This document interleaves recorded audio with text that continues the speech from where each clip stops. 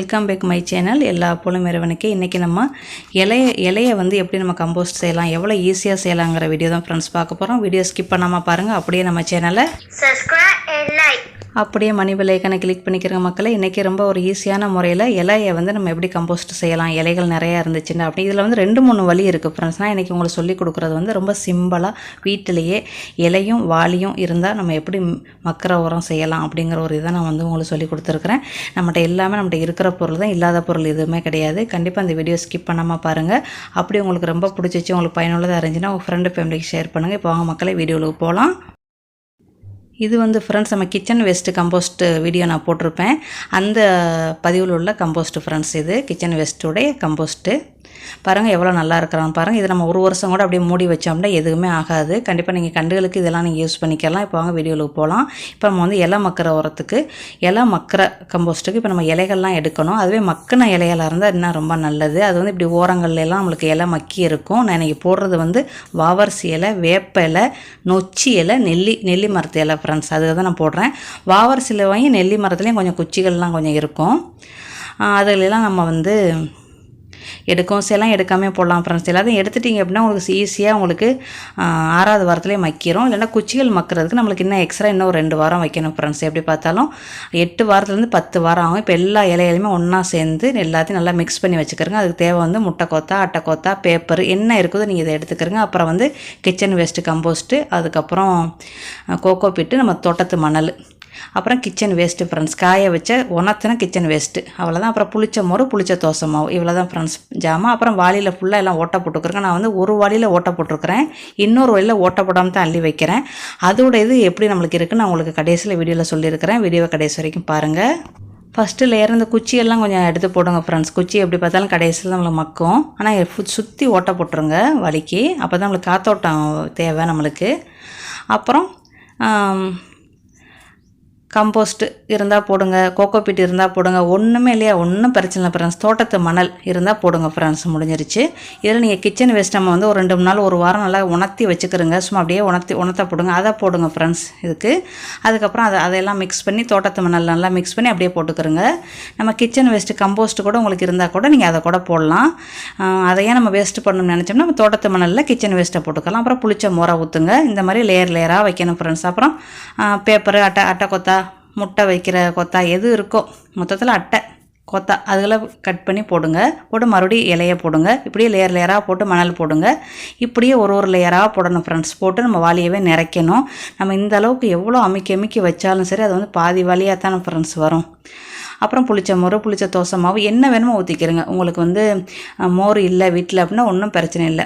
2 spoon தயிரை எடுத்து நீங்கள் வந்து கொஞ்சம் புளிக்க வச்சுட்டீங்கன்னா, 3 நாள் புளிக்க வச்சுட்டீங்கன்னா அது நல்லா தண்ணியில் கலந்து ஊற்றிடலாம். அதான் புளிச்ச மோர். அதுவே புளிச்ச தோசை மாவு இருந்துச்சு, 1 கப்பு மாவு எடுத்து நீங்கள் வெளியே வச்சுருங்க. அது நல்லா புளிச்ச பிறகு நல்லா தண்ணியில் கலந்து வச்சுக்கிறங்க ஃப்ரெண்ட்ஸ். அதான் புளிச்ச தோசை மாவு ஃப்ரெண்ட்ஸ். இவ்வளோ தான். இல்லை அப்படின்னா நீங்கள் அப்படி செஞ்சுக்கிறங்க. இப்போ நம்ம வந்து இப்படியே லேயராக எல்லாத்தையுமே நிறைக்கிறோம். இந்த மாதிரி நான் 2 வாளி நிறைச்சிருக்கிறேன். ஒரு வாளியில் வந்து ஓட்டை போட்டு நிறைக்கிறேன், இன்னொரு வாளியில் ஓட்டை போடாமல் நான் நிறைக்கிறேன் ஃப்ரெண்ட்ஸ். நம்ம வந்து எதுக்கு இந்த இதெல்லாம் போடுறோம் அப்படின்னா, நம்மளுக்கு நல்லா தண்ணியை வந்து நல்லா உறிஞ்சும். இந்த கோகோ பீட்லாம் போடுறது நல்லா தண்ணியை நல்லா உறிஞ்சுவாங்க. அதுக்காண்டி தான் நம்ம போடுறோம். கோகோ பீட் இல்லைன்னா பரவாயில்ல ஃப்ரெண்ட்ஸ். இலை போட்டோம்னா போதும், இலை மணல் போதும், அவ்வளோ போதும். அப்புறம் புளிச்ச மோர், புளிச்ச தோசை மாவு, 2ல் ஏதாவது ஒன்று போடுங்க. இல்லை நீங்கள் கோமியம் கூட நீங்கள் ஊற்றலாம். என்ன மாவு உங்களுக்கு புளிச்ச மாவு வீட்டில் வேஸ்ட்டாக இருக்கோ அதை கூட நீங்கள் தண்ணியில் கலந்து ஊற்றிக்கலாம் ஃப்ரெண்ட்ஸ். உங்களோட விருப்பம். இப்போ நம்ம வந்து எல்லா மணல்லாம் போட்டு நல்லா அமுக்கி வச்சுருங்க ஃப்ரெண்ட்ஸ். குச்சி தான் பாருங்கள் இருக்குது. அமுக்கி மூடி வச்சுருங்க. ஒரு இடத்துல இன்றைக்கி நான் வந்து உள்ளுக்குள்ளேயே வச்சுருக்கிறேன். 2 வழியுமே நான் போட்டு வச்சுட்டேன் ஃப்ரெண்ட்ஸ். அதுக்கப்புறம் 2 வாரம் கழித்து நான் உங்களுக்கு காட்டுறேன், வாங்க பார்க்கலாம். இப்போ கரெக்டாக 2 வாரம் ஆயிடுச்சு பாருங்கள். இப்போ 3/4 வழியாக இருக்குது. எவ்வளோ ஃபுல்லாக வச்சோம் 3/4 வழியாக இருக்குது. அப்புறம் இருக்க அது குறைஞ்சிக்கிட்டே போகும். இதை இப்போ நான் உங்களுக்கு ஒரு பேசனில் எடுத்து நான் உங்களுக்கு வந்து கொட்டி கலந்து காட்டுறேன். இது கரெக்டாக 2 வாரம் ஆச்சு ஃப்ரெண்ட்ஸ். இப்போ நான் உங்களுக்கு கொட்டி நல்லா கிண்டி உங்களுக்கு வாளிலே கிண்ட முடிஞ்சால் அதிலே கிண்டிடுங்க ஃப்ரெண்ட்ஸ். எனக்கு கிண்ட முடியாதது, அதனால் நான் வந்து ஒரு பேசனில் வச்சு தான் எப்போவுமே கிண்டுவேன். நல்லா கிண்டி விட்டு இது பண்ணுங்கள். இப்போ கிண்டி விட்டுட்டு அதில் ஒரு சில பொருளும் நான் போடுறேன் ஃப்ரெண்ட்ஸ். வெறும் தண்ணி ஊற்றுங்க. அப்புறம் இன்னொரு பொருள், முக்கியமான பொருள் போடுறோம். அது என்ன அப்படின்னா, நம்ம வந்து kitchen waste friends. Kitchen waste நம்ம சக்கையாக இருக்கிற வேஸ்ட்டு ஃப்ரெண்ட்ஸ். இந்த மாதிரி பேசனில் கொட்டிக்கிறேங்க. இது வந்து இப்போ ஒரு வாளி தான் கொட்டியிருக்கிறேன், இன்னொரு வாளி கொட்ட முடியலை ஏன்னா நிறையா இருக்குது. இப்போ வந்து 2 வாளியுமே தரையில் கொட்டி கிச்சன் வேஸ்ட் நம்ம வந்து ஊற வச்சு தண்ணியை வந்து ஊற்றின பிறகு அந்த கிச்சன் வேஸ்ட்டு தண்ணி சக்கை இருக்குன்னு தெரியுமா, அதை போட்டிருக்கிறேன். இது வந்து நம்மளுக்கு நாக்கலாமூச்சி நல்லா உற்பத்தி ஆகும். நாக்கலாமூச்சி உற்பத்தி ஆனாலே நம்மளுக்கு வந்து சீக்கிரம் வந்து நம்மளுடைய கம்போஸ்ட்டை ரெடி பண்ணி கொடுத்துரும். அதுக்கு தான் கொஞ்சமாக கிச்சன் வேஸ்ட்டுனா நான் வந்து காய வச்சது கிடையாது, நல்லா தண்ணியை வந்து லிக்யூட்டாக கொடுத்துட்டு அந்த சக்கையத்தை நான் போடுறேன். இப்போ நல்லா கலந்து வாளியில் நல்லா அமுக்கி வச்சுருங்க. இப்போ அமுக்கி வச்சு தண்ணி மட்டும் ஊற்றுங்க ஃப்ரெண்ட்ஸ். தண்ணி மட்டும் ஊற்றி மூடி வச்சுருங்க. அவ்வளோதான் ஃப்ரெண்ட்ஸ் இதுக்குள்ளே வேலை. இன்னும் ஒரு 2 வாரம் கழிச்சு இதுக்கப்புறம் நம்ம இதுக்கு மற்ற வேலை பார்க்கணும். இல்லை நீங்கள் புளிச்ச மோர் எது இருந்தால் கூட நீங்கள் ஊற்றலாம் ஃப்ரெண்ட்ஸ். இந்த மாதிரி மூடி வச்சுருங்க. 2 வாளியுமே நல்லா மூடி வச்சாச்சு. அது வந்து கிச்சன் வேஸ்ட்டு இது கம்போஸ்ட் அதில் இருக்குது. அவ்வளோதான். இதுக்கப்புறம் நம்ம வந்து 4வது வாரம் பார்ப்போம். இன்னும் 2 வாரம் கழிச்சு நம்ம பார்க்குறோம். இப்போ 4வது வாரம் நம்ம பார்க்கலாம். பாருங்கள் பாதி வழியாக போயிட்டாங்க. அந்த கண்டுகள்லாம் எடுத்துருங்க. அது வந்து வவர்சி விதை உள்ள கண்டு ஃப்ரெண்ட்ஸ், அதெல்லாம் எடுத்துருங்க. இப்போ நம்ம வந்து பேசனில் கொட்டி நம்ம வந்து கிண்டுவோம். இப்போ பாருங்கள் மண்புல் பாருங்கள், நம்ம வந்து கிச்சன் வேஸ்ட்டு போட்டதுனால நம்மளுக்கு மண்புல் இருக்கும். அந்த கிச்சன் வேஸ்ட்டை ஊற வச்சு அந்த சக்கையை போட்டால் நம்மளுக்கு கண்டிப்பாக மண்புல் வரும். நான் ஏற்கனவே வீடியோ போட்டிருக்கிறேன். இப்போ நல்லா மிக்ஸ் பண்ணுங்கள். நீங்கள் மண்புல் வந்து அதுக்குள்ள வைக்கிறதா இருந்தால் வைக்கலாம். அது இனப்பெருக்கம் வேண்டாம். நீங்கள் வந்து பச்சை குரம்புல் வச்சிங்கன்னா உங்களுக்கு இனப்பெருக்கம் நிறையா மண்புல் வரும். வேண்டாம் செஞ்சு பாருங்கள். இல்லைன்னா வேறு செடிகளுக்கு கூட நீங்கள் எடுத்து விடலாம். இப்போ புளிச்ச மோர் ஒரு 2 ஸ்பூன் தயிரை வந்து கொஞ்சம் 3 நாளைக்கு வெளியில் போட்டிங்கன்னா அது நல்லா புளிச்சிரும். அதில் தண்ணியை கலந்து நீங்கள் ஊற்றுங்க. இல்லைன்னா புளிச்ச தோசமோ என்ன வேணுமோ ஊற்றிக்கிறங்க. மண்புல் பார்த்திங்களா எவ்வளோ சுறுசுறுப்பாக இருக்கிறாங்க அப்படின்ட்டு. இதை எடுத்து நீங்கள் வேறு கண்டுகளுக்கு கூட விடலாம், இல்லை அதுக்குள்ளே போடவும் செய்யலாம் ஃப்ரெண்ட்ஸ். இப்போ நம்ம வாளியில் எல்லாத்தையும் கலந்து வச்சாச்சு. வச்சுட்டு இப்போ மூடி போட்டு மூடிடுவோம். நெக்ஸ்ட்டு நம்ம பார்க்குறது வந்து 6வது வாரத்துக்கு நம்ம பார்க்க போகிறோம் ஃப்ரெண்ட்ஸ். 2 வாளியுமே கலந்து வச்சாச்சு ஃப்ரெண்ட்ஸ்.